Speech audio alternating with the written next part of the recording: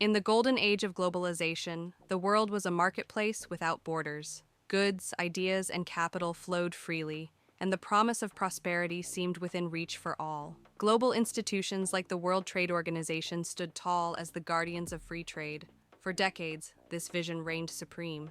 But something has changed. The relentless march of globalization hasn't just slowed, it's begun to unravel. Trade barriers are rising like fortress walls, industrial policies are roaring back, and economic unions are splintering as nations whisper, "Are we really getting our fair share?" Sanctions, state meddling, and a wave of protectionism have swept in, fueled by escalating tensions and outright conflict. The world, it seems, has grown wary of free trade's glittering promises, and geopolitical risks now cast long shadows over the decisions of governments and businesses alike. Caught in the crossfire are the very institutions that once held this system together. The World Trade Organization, a titan of open markets, now stands powerless as protectionism tightens its grip. Countries like the United States and China, once poster children for globalization, have turned inward, locked in a trade war where national security trumps global harmony. Businesses, meanwhile, are scrambling to rethink supply chains, betting on a future where regional power, not global reach, might be the key to survival. But what's really driving this seismic shift? Is it just a sensible retreat from the excesses of globalization?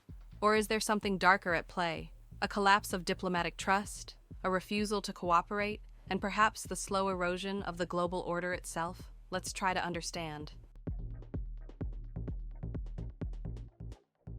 The surge in protectionism sweeping across the globe has not emerged in a vacuum. It is a direct response to a cascade of crises that have rocked the world in recent years. These events have exposed vulnerabilities, heightened tensions, and shifted priorities, driving nations to turn inward with an urgency not seen since the Great Depression. What began as a ripple has swelled into a tidal wave, reshaping global trade and amplifying geopolitical rivalries, none more critical than the escalating trade standoff between the United States and China.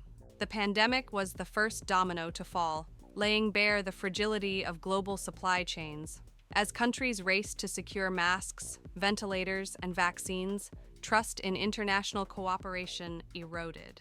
Extreme weather events followed, scorching droughts and relentless floods, prompting export bans on vital goods like food and raw materials. Nations once reliant on open markets found themselves cut off, forced to fend for themselves. Then, in 2022, the Russian invasion of Ukraine shattered any lingering illusions of stability.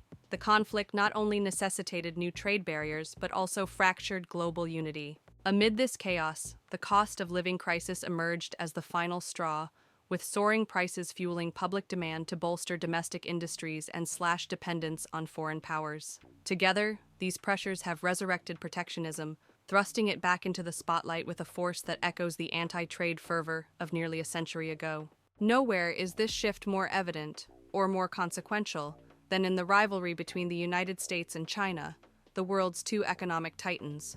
Both nations are locked in a fierce contest to command the technologies that will define the future: artificial intelligence, automated robotics, and beyond. History teaches us that civilizations wielding the most advanced tools, be it aqueducts in Rome, printing presses in Renaissance Europe, or muskets in colonial empires, inevitably outpace their rivals. Today, that cutting-edge advantage lies in semiconductor chips, the unsung heroes powering every digital marvel. These tiny marvels are the foundation of modern innovation, and their strategic importance cannot be overstated. Yet, the production of the world's most advanced chips, those smallest, fastest, and highest capacity wonders, is perilously concentrated. 90% originate from a single island, Taiwan. This dependence transforms Taiwan from a geopolitical hotspot into a global linchpin. China claims the island as its own, vowing reunification, while the United States, though unofficial in its support, arms Taiwan and signals readiness to defend it.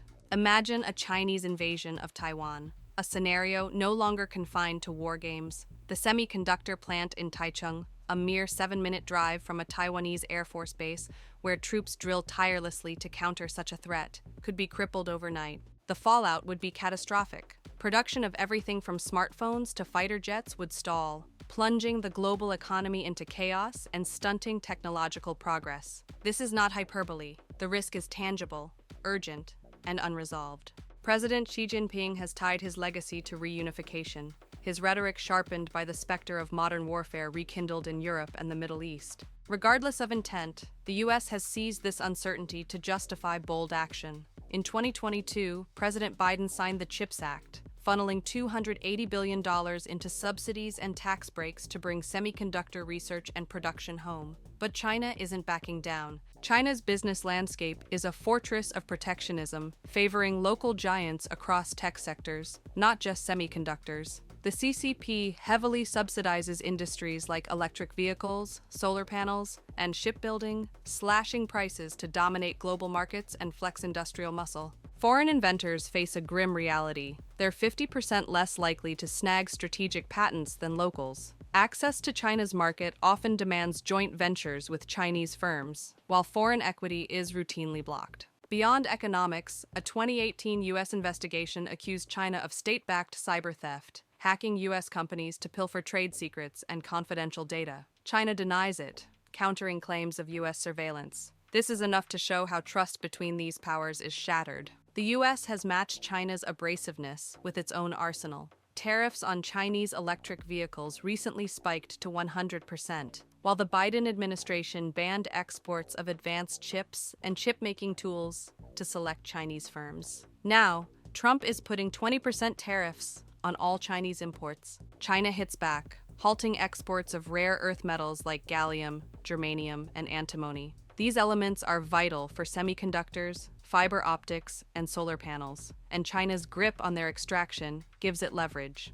This isn't just retaliation, it's a wake-up call for global trade. Relying on a geopolitically shaky foreign industry for tech's backbone leaves the U.S. exposed. But here's the twist. Despite this tit-for-tat, U.S.-China trade remains sky-high. Even after tariffs kicked in during 2018, goods flow unabated, hinting at an economic entanglement too deep to unravel easily. This clash reveals a self-fulfilling truth. Protectionism breeds more protectionism. When the world's two titans flex their industrial might, others take note. The semiconductor saga is the spark, but the fire's spreading. Precedents are set. The green light for protectionism is on. Media hype calls it a clash of giants, yet the data paints a chummy picture. Trade thrives amid the tension. Still, beneath the surface, both nations are wielding power and cash to shield their interests and chase technological independence. The European Union has also stepped into the protectionist arena, unveiling its own CHIPS Act, a sophisticated package of subsidies designed to shield its semiconductor industry from global competition. Yet, the United States, the titan of trade, is flexing its muscle far beyond chips. In 2020, the shift from the North American Free Trade Agreement tightened requirements for U.S. industries. The Buy American Executive Order of 2021 escalated quotas for domestic goods and services in government contracts, while expanded state powers now block foreign ownership of American firms. Recently, President Biden, in his last days in office, wielded this authority to halt a Japanese company's takeover of U.S. steel. And then there's TikTok, teetering on the edge of a ban unless its Chinese parent sells to an American buyer, a glaring symbol of protectionism cloaked as national security. These aren't subtle policy tweaks. They're aggressive, deliberate moves to safeguard American interests, a strategy President Trump vows to amplify with sweeping tariffs. The General Agreement on Tariffs and Trade, adopted in 1947 under U.S. leadership, still governs via the WTO. Article 21 permits members to take any action for essential security interests, reasonable until exploited. Since 2017, the U.S. has blocked all appointments to the WTO's appellate body, a 7-judge panel tasked with resolving trade disputes. By 1919, the panel lacked the minimum judges to operate, leaving the WTO toothless for 6 years. This paralysis has shredded its dispute resolution power, letting member states erect trade barriers under the national security banner with zero pushback. The U.S. exploits this void to shield its interests from challenge. For the first 70 years of GATT and the WTO, national security exceptions were a rarity. But since 2017, the U.S. has rolled out 30 trade barriers under this pretext. The fallout is seismic. Global trade barriers citing national security have soared since 2018, reaching unprecedented heights. Lower-income countries, once strangers to this game, now drive 70% of such notifications in 2024. The U.S. has unleashed a protectionist free-for-all, and the world is racing to keep up. India slapped import restrictions on laptops, Indonesia banned nickel ore exports, and Brazil hiked tariffs on electric vehicles. These moves aren't random, they signal a seismic shift. But having said that, globalization isn't dead, it's just catching its breath. It's not reversing either. Protectionism has always lurked in the shadows. International trade, goods, services, and cash still powers a massive chunk of economic life. Mega deals like the Regional Comprehensive Economic Partnership prove the pulse hasn't stopped. The EU-Mercosur agreement, though not yet sealed, shows bridges are still being built. Yet these deals swim against a rising tide. Globalization's relentless climb is slowing, and has been for years. The KOF Globalization Index points to a tipping point this decade. Allies, rivals, and fence-sitters alike are hoisting the national security flag to justify barriers.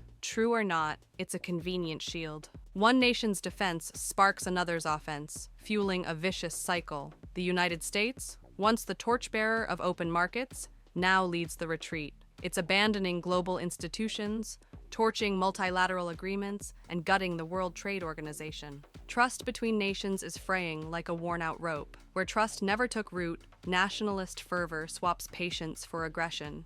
As the dust settles on a world reshaped by crises and rivalries, one truth stands clear. The era of unchecked globalization is almost over. Protectionism has surged, fueled by pandemics, wars, and the relentless pursuit of technological supremacy. Yet, globalization isn't dead. It's evolving, splintering into regional blocs and cautious alliances. The question now is not whether the global order will change, but how far it will bend before it breaks. Will this new age of self-reliance bring stability, or will it deepen the fractures tearing at the seams of international cooperation? The answers hinge on the choices nations make today.